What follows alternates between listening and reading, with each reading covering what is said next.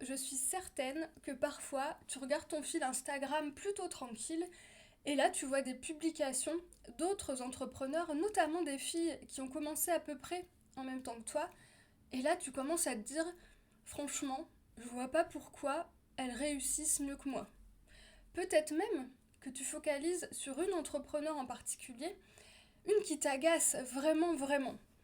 Et tu te dis souvent, mais je comprends vraiment pas, elle s'exprime pas super bien, son offre est pas fofolle, ou encore elle a une façon de se mettre en avant super agaçante. C'est pas vraiment de la jalousie, c'est plutôt de l'incompréhension totale de ta part. En gros, tu vois vraiment pas pourquoi elle a des clients réguliers, alors que tu lui vois mais autant de défauts, de trucs agaçants, et d'ailleurs que de ton côté, tu galères un peu. Alors on s'entend, tout ça c'est humain. Personne ne peut dire qu'il a pas sa némésis en ligne, cette concurrente qui lui file littéralement une crise d'urticaire. Mais dans le fond, si on regarde juste ça comme ça, ce que tu es en train de faire, c'est de te comparer avec une autre entrepreneur, une entrepreneur en plus qui visiblement ne te ressemble pas du tout. Et ça, la comparaison, ça peut vraiment devenir un poison. Dans le sens un poison qui te fige complètement sur place et qui t'empêche de faire ce que tu avais envie de faire. Alors je sais, c'est super dur de demander d'arrêter complètement de regarder ce que font les autres. C'est pas tellement réaliste. Cela dit, je plante la graine au passage. Si tu réduis le temps où tu traînes sur les réseaux sans rien faire de précis, bah je te jure que tu te sentiras libéré d'un poids et que tu croiseras forcément moins souvent ta meilleure ennemie. Et ça, tu peux le faire petit à petit avec des périodes sans réseau, ne serait-ce que 1 heure, 2 heures qui ensuite se transforment en une demi-journée. Bref, pour revenir à la comparaison, cette comparaison qui peut devenir un poison, on va essayer aujourd'hui de se servir de ton agacement pour en faire quelque chose d'autre. En gros, au lieu de rentrer dans l'autocritique, je te propose de te servir de ton énervement, de ton agacement, pour toi travailler sur ton propre positionnement. Pour simplifier, je vais appeler ta concurrente qui t'énerve Diana, comme ça elle portera un nom, ça sera plus simple. Alors au lieu de te dire que Diana t'horripile, essaye de mettre des mots sur ce que tu n'apprécies pas chez elle, que ce soit dans sa façon d'être, dans sa communication, dans sa façon de faire les choses, dans son message, peu importe, dans ce qui t'agace chez elle. Voilà comme ton anti-héros qui va t'aider pour clarifier encore plus ce que toi t'as envie de faire, ce que toi t'as envie de dire. Je prends un exemple. Si ce qui t'énerve chez Diana, c'est qu'elle vend un truc super bateau en prétendant que c'est la révolution, que c'est la recette miracle, et qu'elle parle dans une vidéo depuis la plage, on l'entend à peine, dis-moi qu'est-ce qui te stresse vraiment dans ça.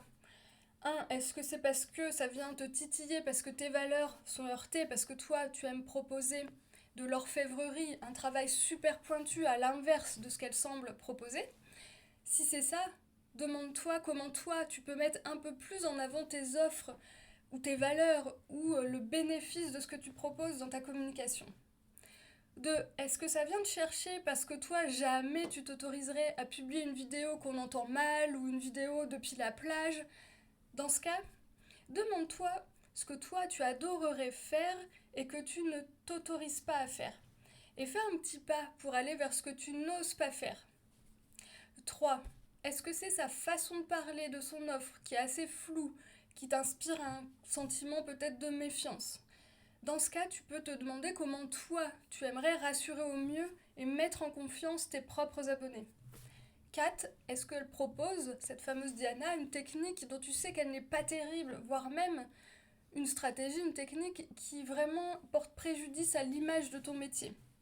Si c'est ce cas-là, tu pourrais communiquer un petit peu plus sur ta vision à toi, ta vision personnelle de ton métier, ou bien ta façon à toi de faire les choses.